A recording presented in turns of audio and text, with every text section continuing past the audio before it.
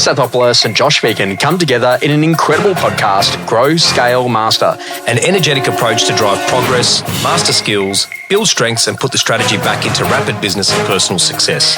Backed by real-world experience in rapid scaling to playing the long-term game of business, it's the story of all the lessons learned on the journey to mastery.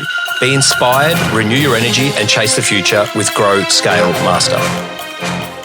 Con, one of the great things, and I'm going to say something to you about like stages of growth, is that literally, you know what I found that people love to do is that they love to like identify with something and then say, yeah, no, that's me. Yeah, label. It says that they love a box. Yeah. They like being put in a box. Yeah, we all do. And then they like to find out how to get out of the box. Yeah. And this is interesting because when you think about it, there was a fascinating book. It was one of the best and written by a guy named Les McCohen, and it was called Predictable Success. And he had identified that there were some stages to business, right? And I use this all the time. It's a really great tool.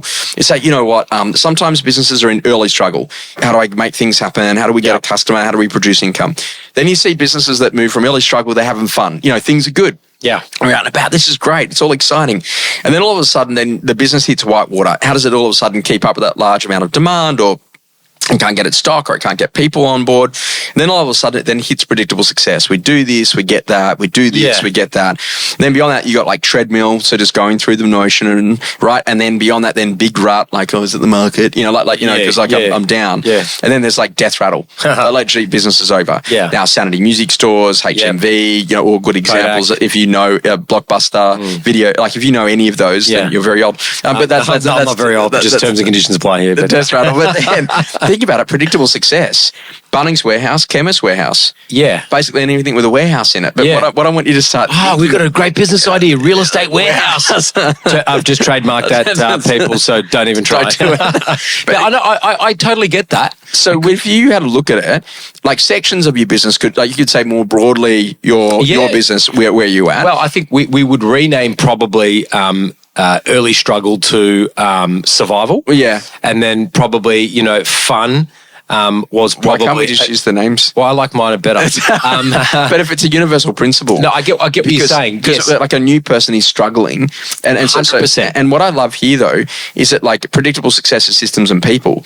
And so what you got to start thinking about is I get the right systems in play and I teach my people and the people teach that. That makes a huge difference in how the business actually works. But what I wanted to get you to talk to us about in these stages of growth is about the power of models like this. So like when do you put on an operations person, when you put on a salesperson, when do you put on a sales manager, when do you put on a department head of PM, has that been really easily clear to just refer to a textbook, or you've had to work that out in your business modeling? Definitely had to work it out because we had some limitations, which was predominantly early on in the days cash, and so we didn't have the ability to be able to invest in capital. But what we did do is invest in the future. Mm-hmm. So what I mean by that is we would look at it and go, okay, well, we technically don't need a sales manager because that was me. Yeah. My job when we had one office or two offices was me. But then when we had our vision, which we've spoken about in the last episode, which we're talking about, it was really clear and we could see the horizons. Well, we knew that we had to go and find people, and that's probably one of the hardest roles in real estate to fill. So I think for us, it was more about how do we balance these stages with trying to keep a business profitable whilst also trying to grow it at the same time. And sometimes the struggle is, do we have the right people in the right roles? Do we have the right, remunerations to be able to attract the best talent? How do we, give them upside in terms of career development and whatnot? But more importantly, where are we at in these stages as well? So this is interesting because like you see people looking at inside of a property management business, and if you take the total revenue and then you minus the wages of the PM staff, they're actually having to put money in to pay the wages. Yeah, well, that's why they're not looking at a wage to, portfolio income or ratio. And so they don't realise that like they're robbing Peter to pay Paul out of the sales division to keep PM going, and they haven't got the foot down enough on retention or growth. Or growth, that's right. To get that right. But also it's like they don't know, and the assumption is that literally that growth is always profitable, but there's different stages in that. Yes. And like I think Macquarie Bank had done some benchmarking on this. It was like 300 300 or 600, and then maybe it was like 750 and then 920 and then like 1,100 were like the profit points. I've made all those numbers up, but like were the profit points because they actually have an understanding of, what's actually really worthwhile taking on as property management business. Like, where do you actually have margin and where do you not have margin? Well, you know what's interesting with that, Josh, in our first probably 24 months, we sacrificed profit for growth of the asset. Mm-hmm. So if we're talking about property management, we're like, well, hey, if we could do 15 or 20 new managements net per month, at $6,000, that's $120,000. That's $1 million a year. Mm-hmm. So we don't really need the cash. Mm-hmm. What we need is the asset to reduce our LVR and to be able to give us more equity to go and borrow and, buy another rent roll or whatever. But I think, just going back to the stages of growth, I think businesses reflect the growth of the leaders in the business too. Yes. So, we spoke about, partners, and I think you mentioned that there was someone that kind of been sitting on the fence for 18 months. Yes. So I look at that's going to stunt growth. Of course it is. Because people are kind of being static, right? Yeah. So I look at that and I go, if we're up for growth, if you and I are up for growth and we want to go and take this business to another level, then the reality is that we will build out these stages organically anyway. And here's the question though, is that level actually profitable? Sometimes it is, sometimes it's not. It depends what's your driver. But you might have a mid-stage, correct. Is what I'm trying to get at. Yeah. That's where if you haven't mapped it, you don't know. Yeah, and I get what you're saying is it's not a linear thing where, I grow, revenue grows, profit grows. No, it doesn't happen that way. So there's a thing of like mapping growth. Yes. Of like annual recurring revenue, ideally trying to exceed annual recurring expenses. Yes. To produce an annual recurring profit. Yes. But then you go and buy another 500 managements. Yes. You're going to be on another journey until you get back to that point. Yes. And so this is that's why we call them base camps. Yes. Because in the middle we're going on a journey. Correct, which is exactly what we're doing. We're about to, look at two businesses at the moment, 920 managements. That will bring us to over 3,000. That changes our business. Yeah. It changes our property management business significantly. We're adding a third overnight. Yes. But we're also increasing our debt levels. But then we've got to have, now we've kind of done this multiple times. We can map out that growth stage and go, okay, well, we divert dividends for, 12, 24 months. We push down our LVR, but we get a sales business that's really profitable. And how do we actually grow that? So I think you're right. I think you do have to map it out. Well, here's the thing. Get some expertise. Yeah. And this is interesting. I've got a black and white interview coming out shortly with a guy that bought 5,000 properties under management. Wow. And I think it's the largest outside of like the publicly listed run type stuff. Yeah. I think it's the largest individual private purchase of a rent roll in Australian history. That'd be massive, yeah. And definitely. So it's a big price point. And 20 million plus. I said, how'd you do that? And he said, well, I already own 2,000. He goes, and that's what we did in the first 20 years of our business was pay the 2,000 off. Right. And so that literally with the LVRs to go and buy the 5, bit of extra cash on the table for your extra asset basis of being in resi real estate. But he had a plan. Yeah, correct. And he was really good at executing that. I think going back to what you said, go and get advice. Mm-hmm. So go and speak to other business owners, maybe in your network or people that you're friendly with.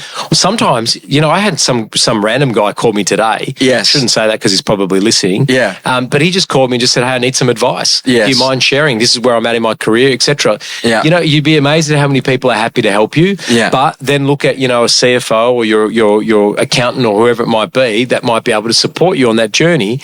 More importantly, though, why are you growing? Mm-hmm. So what is it that you're trying to achieve? What's the ultimate goal?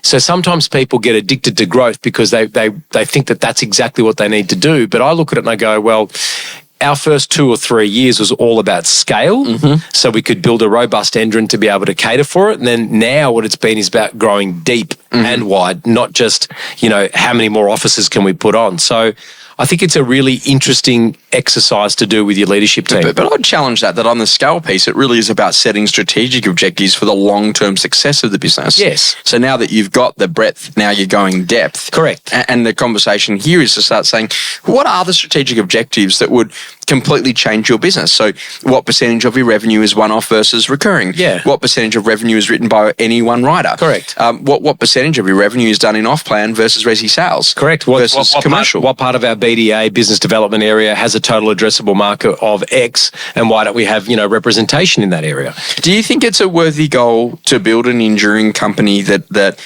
is able to exceed the lifetime of its founder? 100%. But not every business is going to do that. Yeah, I know. Well, not every business business has that opportunity to do that. Yeah. But every business has the opportunity to change the lives of the people in them and around them and the people that they touch. And was it the American, the Fortune 500? And there was only 3 out of the 500 are still there? The good to great? Yes. Yeah, double-digit growth compounded over 10 years. Yeah, there is, yeah. And some of them, completely re-engineered, like GE, for example. Correct. Was doing General Electrics, and then they ended up in finance. That's right. That's exactly right. So I think the stages of growth, that's the exciting thing and the exciting opportunity about being in business. But also, let's take this down to the agent level as well. How exciting, the career path is you come in as an associate, you're either doing buyer work or prospecting, and then you get to, maybe start learning how to list or negotiate and get a deal done. And then, you become a standalone agent within a team or outside. Mm-hmm. And then you build your own team, and then you become a partner or go and open up your own office. I think that if you don't have a plan and that vision, then those stages of growth can become very confusing. Mm-hmm. And I've seen a lot of agents that have thought it's the best idea for them. By the way, I'm 100% biased on this, that it's the best idea for them to go and open up their own offices, and it's been the worst thing. Mm-hmm. I'm not saying that, our model is the best. What I'm saying is what are you actually trying to achieve? And what can the model actually grow? Correct. Experiences that rapidly shaped you. One of our great mentors and a very good friend, Nick Dowling, the chairman of Jealous Craig, he said to me in a recent conversation, he says, your direct 7 hires will determine all of your success as the CEO. Yeah, wow. And I just thought about that, who are your 7 direct reports if you're a CEO of an organization, and think about that, if you don't get the marketing right, or you don't get the operations right, or you don't get the hiring right, or you don't get the sales management or the property management or the infrastructure IT right, the business will go sideways. Correct. So it's really important to get that right. Yeah. Ideas or experiences that are changing my view at the moment is I don't think we need more advice, more training, more coaching. Controversial, I know, with Joshy. I think we already have as much information as we can possibly have. We just need to actually do with what we've already got. So the alternate view to that is to distill and to cut out a lot of and unlearn things, and to just focus on the 1 or 2 things in execution. But sometimes shining a new light or giving you a different perspective will give you renewed energy to execute that idea. Absolutely right. Something that's changing your view. The one thing that's changing my view is actually about, does your organization have a change management system? So if I went to the 7 direct reports to you in running your organization, and I went to the wonderful Rach in Ops, or I had a great conversation in PM, and I just said, hey, what's the change management system in this business? Yeah. Would they be able to quantify what that actually is and what it looks like? Yeah, probably not to your exacting standards and levels. So, but I was just taking you through a keynote that I'm starting to build out for us. Yeah. And I'm taking my team through a change management on a particular thing. And it's like, okay, great. So what's the problem we're actually trying to solve? What's the positive vision for leadership agreement around that? Who's actually going to be impacted by the change? What are the action plans we're going to go and put in place? And then we're going to go and do it. Yes. And the amount of research and energy and effort to get to that point should hopefully land us that we land the project in record time, because of all the work that we're doing up front before we even begin to start the project. Yeah. And so that's on if you put up a type form and you said, okay, great, we're in a position that we're going to do X, what would that look like? And so let's take Super Saturday as an example. What's the problem we're trying to solve? No revenue in January and February. Slow momentum, issues with cash flow. Yeah. Okay, great. So what could we do? Okay, great. What's positive vision for the future? Get our agents back earlier, get people away from dead time of December. Trying to list, selling yes, but trying to list, move them to listing in late November and mid-November onwards to get plenty of listings ready for Jan. Okay, great. Who's going to be impacted? Auctioneers, marketing team, salespeople, HR, blah, blah, blah. Okay, great. What's our action plan to go and implement? Number 1, we're going to need a brand name for it. Number 2, we're going to need a website for it. Number 3, we're going to need to make sure we've got the auctioneers ready. You should do this professionally, mate. You're very good at this. And then I just copied what you did. But you're absolutely right. I love that. So inadvertently, you're already doing it. Yes. But do you teach the system on how to do it? No. And you should. Yeah, we will. But I think as a leader, that's about the change management process, so that whether or not we're going to run a better training session, or how we're going to put new doors in the training room in one of our offices, whatever we're going to do, we need to make sure that it's really clear on process, right? Agreed.